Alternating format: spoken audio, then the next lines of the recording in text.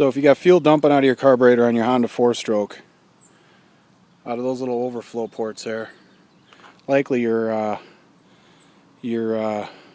guess your float is stuck open here.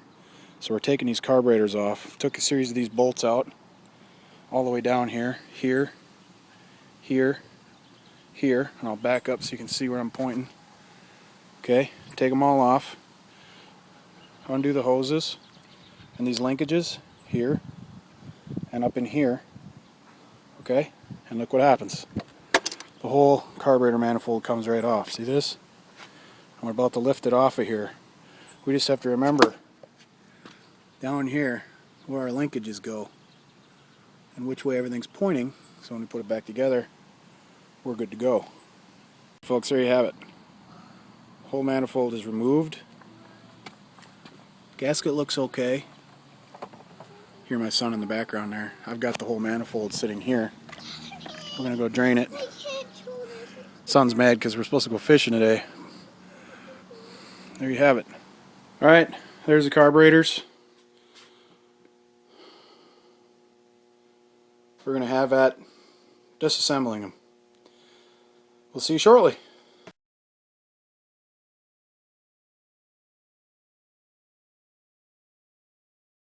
What we're going to do is remove here. Bear with me. And around. And remove that. We're going to remove this whole plastic shroud here. Okay, the two bolts are removed. We're just going to remove the manifold.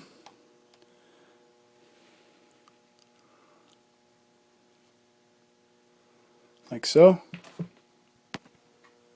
There's what she'll look like. Bolts holding this plastic shroud on. We're going to take those off. Should still be a 10mm. You can see I've got these all backed out. They'll literally come right out. So I think what I'm going to do is keep everything sane here. Just keep it all in order, because if you're like me, it's very difficult to remember exactly where everything goes. So let's get everything in a line here, all of our parts, so we know what goes where. Alright. A quick once over of all this. And as you'll see, the shroud comes off nicely. See? There you have it.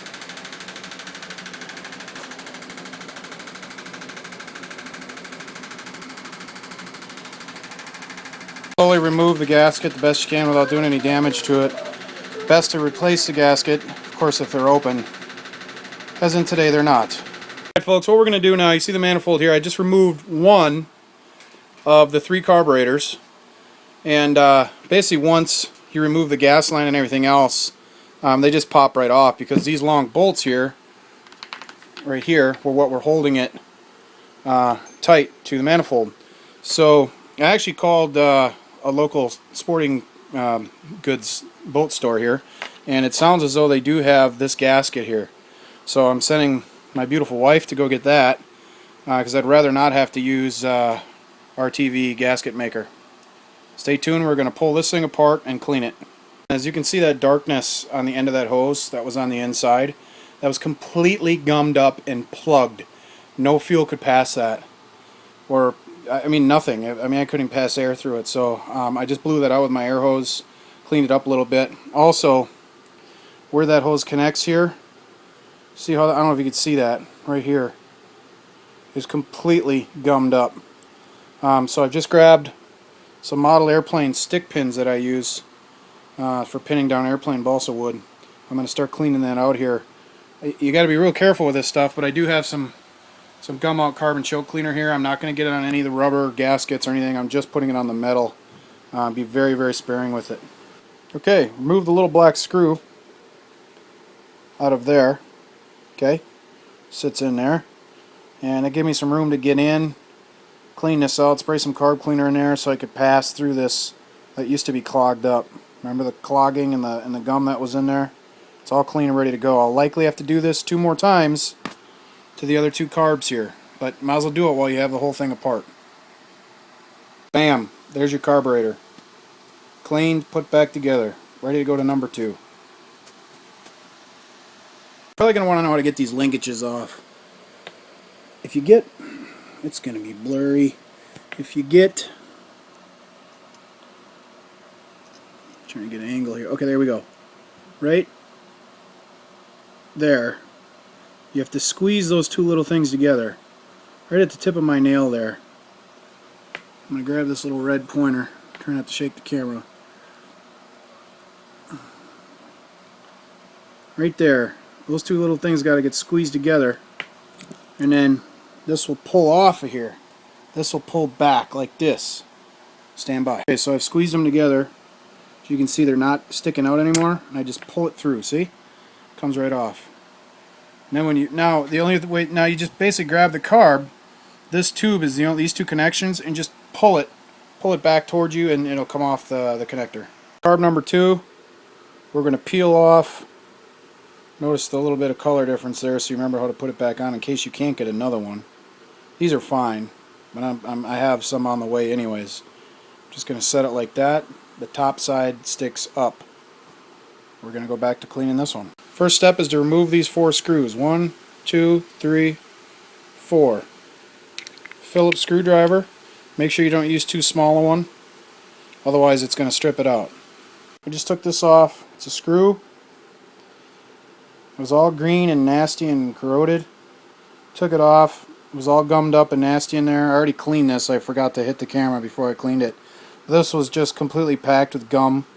I unscrewed this little one here, backed it out, cleaned that all up, and we're good to go. So I'm going to have to go back and do this to the other carb. Here's what I'm talking about. Take this off. Look at how nasty it is in there. It's got to be part of the problem here. Completely gummed up. Time to go in a bath. Carb cleaner. Pardon my ignorance here, ladies and gentlemen, but I am just like you, having to learn this for the first time on my own here.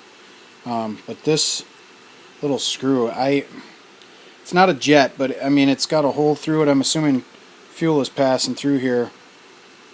Okay, you can see my finger through that. You see that little peach in the middle of the circle? This one's clear, but the last one was completely plugged and corroded. Okay? And that goes right there. See? In that little hole. Where's my finger? Here, where are we going? Right there. Okay? Take this cap off. Right? Sorry about that, guys.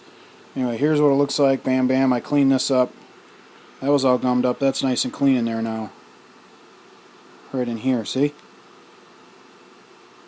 Anyways, I wasn't going to do it, guys, but it was completely gummed, and I assume that was part of the problem, so probably a good idea for you to at least check it. We're going to pop the float back in. I did take off that thing there. That's a rubber tip on there. That seats down here in that little hole, and that rubber seals that off, and the float obviously raises it up and puts it back down when it needs fuel. But long and short, just make sure you put this thing back together the right way, and do not spray carb cleaner on that little rubber piece. I don't think it'd probably be good for it. I had water on hand here and just cleaned it as I put the carb cleaner on, so it didn't have any actually touching it. But anyways, it's just going to seat right back down in there again. And then there's a pin that goes through here all the way, passes through this side. Here's your pin. I only got one hand here, so I doubt this is going to work. I'll try to do it on camera.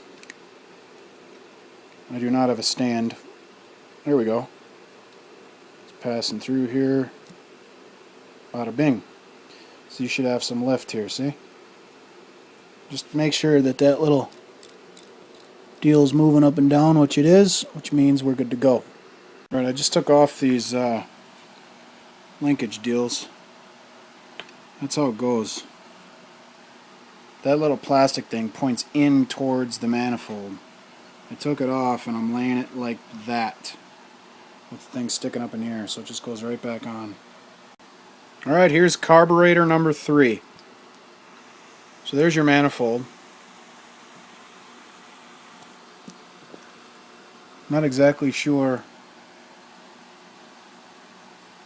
why that's covered in. That might be from the salt, guys. I had this thing in Florida for a while. It almost looks like salt on there.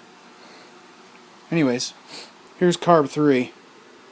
I've just removed the 3 screws. So off with the cover. Still see the fuel in here. And look at how gummy it is. Now, The reason that's not good is you can see where this has been sticking. That's been sticking to the top of that carburetor bowl. Alright, so we got to get this all cleaned up just like the other three. We're going to take this off. We're going to pull this pin. And then we're going to take this little one off again here. Bam! That baby is clean. Shiny. Now we're just waiting for my beautiful wife to get back with the new gaskets. These puppies, about $2.50 a piece. The big one was, I don't have it here because she took it with her.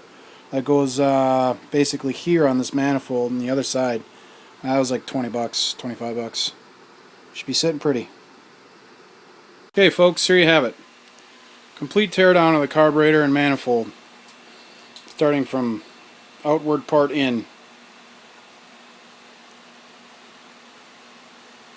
Here's your three carburetors. Here's your manifold. New gaskets coming. They're on the way.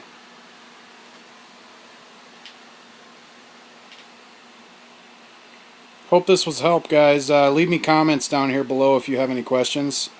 Again, I've only done this once, but I learned a ton, and if I can help you, I sure love to. First place I went was YouTube, and I didn't see anything for Honda 4-stroke on here, so hopefully this will help you guys in a pinch. So all the carbs are back on the manifold. Just simply assemble them the way I disassembled them. And I'm just dropping these bolts back in here that hold the carbs tight to the manifold. Make sure your gaskets are tight. It's very, very important. They come in a little package like that, even though that one's cut out. You know, they look kind of like this one here. There you have it. Carburetor assembly done. Alright, make sure you put it on right, guys. Look, see how that shape matches up perfectly? If you put it on backwards, this will not move. Okay? It'll be tight because the plastic is going to get stuck on the butterfly. So make sure you check that because it'll fit both ways and it actually looks like it's on right. Now we're going to just make sure everything's tight, get it put back on the motor. Okay folks, if you remember before we had gas spewing out of these overflow, I guess you would call them valves, I don't know. Now we have none. That makes me a happy camper. I learned the hard way. There's my son hollering. Learned the hard way only to use this Honda approved fitting. Rabbit ears do not work. Did not get enough water.